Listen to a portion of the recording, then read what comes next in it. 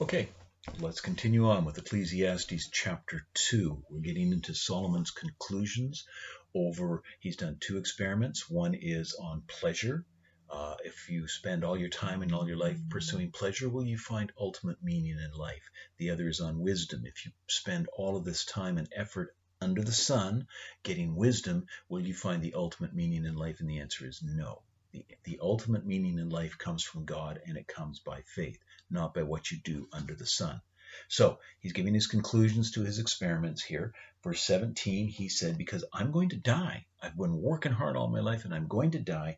And he says, chapter 2, verse 17, so I hated life, for the work which had been done under the sun was grievous to me, because everything is futility, striving after wind.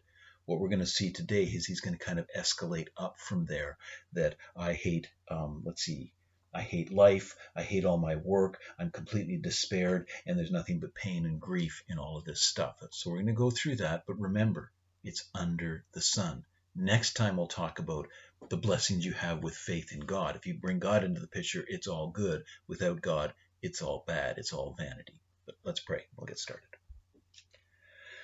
Jesus, we come to you again. We thank you for your word. We thank you for your love for us, and that you've given us this legacy here through Solomon, that we don't have to get bogged down with pursuing things under the sun, the things of this world.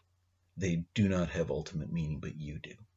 Help us, Jesus, to grab hold of that and to live for you. I pray you give me your words to speak now, that whoever is watching this will be built up and encouraged. We ask that in your name and for your sake, Jesus. Amen. Okay, let's read Ecclesiastes chapter 2, starting at verse 18. It says, thus I hated all the fruit of my labor for which I had labored under the sun, for I must leave it to the man who will come after me. And who knows whether he will be a wise man or a fool? Yet he will have control over all the fruit of my labor for which I have labored by acting wisely under the sun. This too is vanity. Therefore I completely despaired of all the fruit of my labor for which I labored under the sun. When there is a man who has labored with wisdom and knowledge and skill, then he gives his legacy to one who has not labored with them. This too is vanity and a great evil. For what does a man get in all his labor and his striving with which he labors under the sun? Because all his days his task is painful and grievous. Even at night his mind does not rest. This too is vanity. Okay, a good passage. So verse 17, I hated life. Verse 18, I hated the fruit of my labors. I hated all the things that I got with my labors, all my skill set, all the stuff that I got. He says, I hated all of that. And the word hate here is a strong word. It's the word sane in the Hebrew or something like that. My Hebrew pronunciation isn't so good. It's the hatred that Joseph's brothers had towards him because he had these dreams, and it says they hated him in Genesis 37. Malachi 2:16 says God hates divorce. So Solomon is passionate here. He's really fed up, ticked off with working under the sun for what? Okay, so that's where he's going here. And he says, I must leave it to the man who will come after me. I worked hard all my life and I left it. I gave it as an inheritance, or whoever came and took it. What are they going to do? It's my work. Are they going to use it wisely? In Solomon's case, no. His two sons, he had Rehoboam and Jeroboam. Rehoboam, he inherited the southern kingdom. Actually, they inherited the kingdom together. They had a civil war between themselves. The two brothers, Rehoboam and Jeroboam, fought. Jeroboam took the northern kingdom. Rehoboam took the southern kingdom. So the kingdom that Solomon brought together is now split. And it says they both did evil in the sight of the Lord. Jeroboam said he did more evil in the sight of the Lord than anyone before him. Solomon worked hard all his life, gave his legacy to his kids, and they fought over it. The nation divided, and they did evil with the money and the stuff that he'd gotten for them. What a waste. Now, I don't think Solomon's slamming his kids in the book of Ecclesiastes, but that's the reality of what happened to all the stuff that he had. Now, keep in mind, this is under the sun. You've got to keep that in mind. Solomon knew that was under the sun. He says in Proverbs 13:22, he says it's good. In God's eyes, it's good to leave an inheritance to your children and your children's children, because that money will go to righteousness if it's done in the Lord. Okay, so it's not that leaving an inheritance is bad, but if that's all you've got, It's vanity. You're wasting your time. Verse 19 continues on with that thought. And who knows whether he will be a wise man? I've just left my inheritance to who knows whether he'll be a wise man or a fool. Yet he will have control over all the fruit of my labor, for which I have labored by acting wisely under the sun. This too is vanity. Have it again. Under the sun, under the 4 times in this passage, under the sun, it's vanity. It's stressed in his conclusions here. He says he hates his labor because he worked hard all his life and then he gives it to who knows who. He doesn't know what's going to happen to it. He doesn't know if it's going to be used wisely, and yet they will have full control over what he worked for. How frustrating is that? It's vanity of vanities, is what he's saying here. It also points out that he worked hard in his generation to find out about this vanity, but he worked hard in his generation and it's vanity. And he passes it on to the next generation and it's vanity again. It's just this endless vanity under the sun. It's all vanity. That's what he's getting at. All right, verse 20. Therefore I completely despaired of all the fruit of my labor for which I had labored under the sun. Verse 17, he hated life. Verse 18, he hated all the fruit, all the products of his efforts. And here he says he completely despaired of what he did under the sun.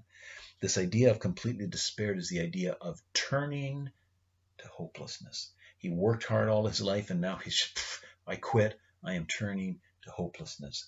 You'll find that in a lot of people, if you see them, if they're paying attention, many people don't, but they work hard, they get the good life, the American dream, they've got all the cars, trucks, boats, the big house, all of that kind of stuff, where they're notable people, they have some notoriety, and they get to the top of the heap and they go, well, is this it? And a lot of them kill themselves. Killing themselves is putting to action what Solomon is saying here, complete despair. There's no hope here. So he got to that point where there's no hope. Verse 21, we find out why he's lost hope. He says, when there is a man who has labored with wisdom, knowledge, and skill, then he gives his legacy to one who has not labored with them. This too is vanity and a great evil. So he gives all his stuff to someone who didn't work for them. And he says, this is vanity plus this is a great evil. It's not just a waste of time. It's a waste of time and it's going to be enabling evil. If you give all of your stuff to someone who didn't work for it, they don't appreciate the money. They don't know how to use it wisely. You might end up giving it to a freeloader or something like that. I know a person who they worked hard. They worked really hard. They developed a pretty good inheritance. They started with nothing. And then when they died, they handed it on to their children. I know some of the kids, and actually the grandkids, and they're alcoholics and drug addicts. Some of the money was used wisely by some of their children. Some of the money went to some of their children, and they wasted it. They're drug addicts. They just, wow, hey, more free drugs, yahoo, and away they go. What's happening here is he's saying it's vanity plus it's a great evil. If I give someone free money, I might be encouraging them to be irresponsible rather than learn the value of a dollar, and they might go and waste it all on drugs. That's what he's getting at here. It just keeps escalating. It's getting worse and worse, and we're getting in deeper and deeper. Verse 22. It says this, for what does a man get in all his labor and in his striving with which he labors under the sun? 4th time we've heard under the sun. All right. He's just sort of gelling all his conclusions here. Work hard. What do you got under the sun? Nothing. What's that expression? Work your fingers to the bone, and what do you get? Bony fingers. So what? Why do we bother doing all of this? He ratchets it up one more notch in verse 23. So we've seen that he hated life. Verse 17, he hated all the stuff he got from working hard in his life. He talks about despairing into utter hopelessness. And verse 23, he tells you one more sort of level of his despair. He says, because all his days, his task is painful and grievous. The idea of grievous here is sorrow, it's vexation, it's frustration, even anger. So he's angry, he's passionately peeved about this, but he's also frustrated and angry with the injustice of life under the sun. Totally, I get that. He even adds here, he says, even at night his mind does not rest. This too is vanity. Even at night his mind does not rest. If you know anyone who owns their own business, they work hard all day. What do they do when they come home? They do the books and they do the estimates so they can work hard the next day. All right, working hard is good, but if that's all you've got, and you work hard, you make your company bigger and bigger and bigger, and then at the end of it, what have you got? You've lost a lot of sleep at night, and you don't have anything to show for it. Our son, because of the coronavirus, has been laid off from his job, but he's got a lot of side jobs doing construction, and they're out there. Some of the things he's doing beautiful tables and stuff like that. He says it's a little bit nerve-wracking because is there going to be a job coming in? Am I going to be able to pay my bills? And yet he talks about it as an adventure. He's a Christian.